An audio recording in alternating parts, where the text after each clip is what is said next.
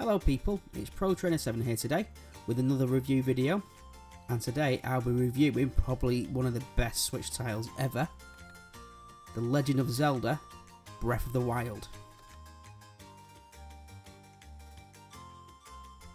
Right, I'm not going to spoil the story for you, if you know, for those who haven't played it.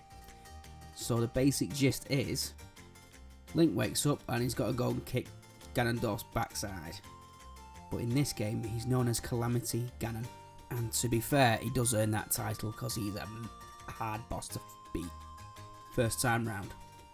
But story aside, this is probably one of the best Switch titles out there. And I got this game on day one, the same day I bought my Switch. And I'm double glad that I did. So anyway, on with the review. The gameplay for this game is absolutely sharp. From combat style to running around, it is absolutely spot on. I honestly think if a lot of RPGs that I've played recently takes examples from this game. And for a Legend of Zelda first, Link can actually jump by pressing a button this time. And with that note, it's an improvement since Ocarina of Time. Well, there's more to this game than just Link being able to jump with just a tap of the button. This massive expanse of Hyrule is bigger than what ever has come before it. A lot bigger than what it was in Wind Waker and Twilight Princess. Not only that, the graphics for this game are absolutely spot on. It's like playing an anime. Nintendo have polished this game up really, really well. I think it looks absolutely beautiful. But as I said before, graphics don't make the game. Gameplay and life of gameplay helps make it. What I love about this one though, when you start the game, you can go straight for Ganon. But I do strongly recommend that you don't do that, because you will probably die. The best thing I can recommend is visit all the 4 temples in it. I know I said 4, but any more it'd be daft. You visit all 4 temples in order to help you to defeat Calamity Ganon. I recommend you do that and collect as many hearts as you can, because you're gonna need it. So let's talk about what's different about this game, what makes it stand out. First off, Link has an amazing amount of clothes he could wear, but in typical RPG fashion, no pun intended, each item of clothing has certain things to help him.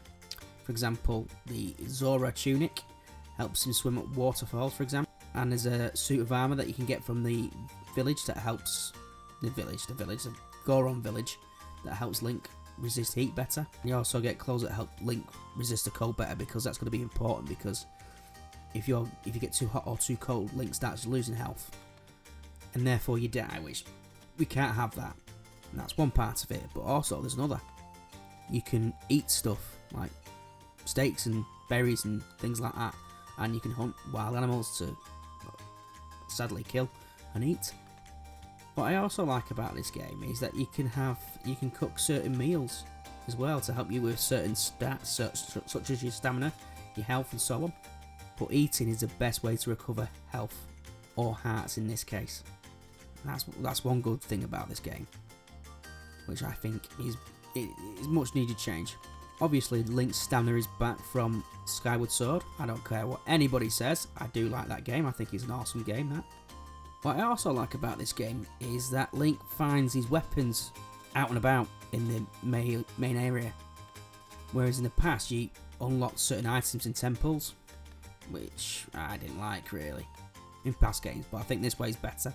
But one thing I can say about the weapons that you find in this game is that they break, but some cause more damage and some are quicker, things like that.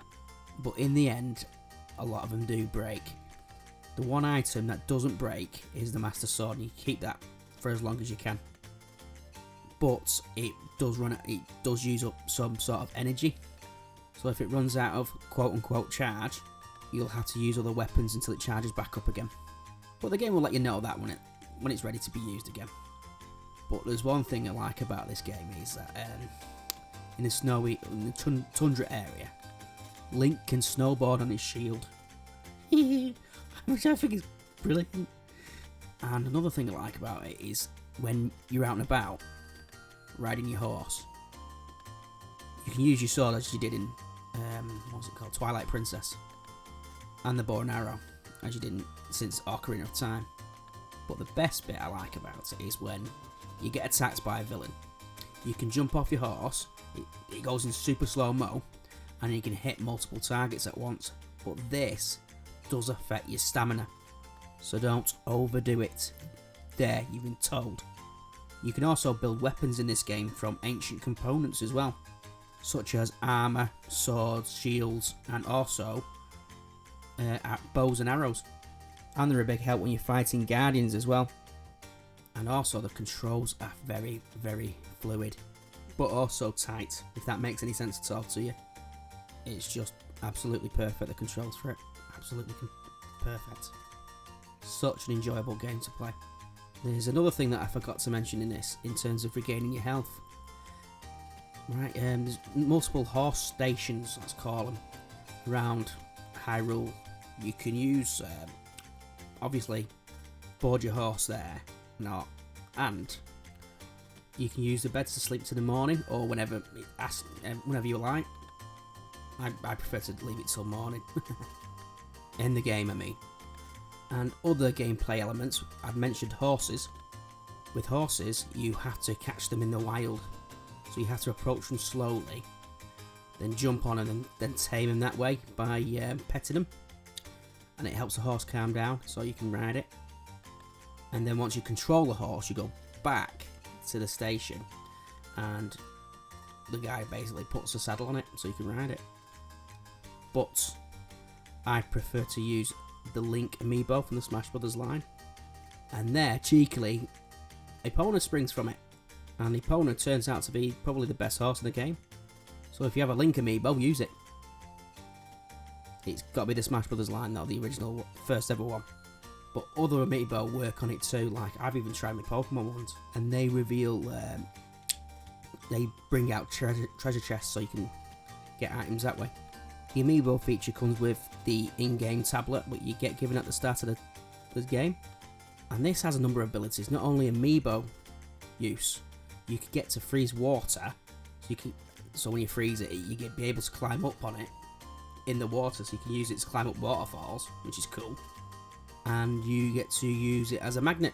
So once you activate the magnet thing, if there's a treasure chest in the water, you can't dive down in this game, unfortunately. So you can use the magnet thing to pull it out of the water, and then obviously bring it to shore so you can open it. That's just an example for the magnet. And one of the best features on this is the time stop thing. So you use it on an object, so it stops its timeline, it's per the object's timeline, and you hit it with your sword numerous times, and once that timer's up, that object flies off. It could be like, I don't know, like a slab of concrete or something that you can hit. And with things like this in the game, makes it a lot more deeper, I find. I really enjoy it. I play it to this day, and I've owned it for over 3 years.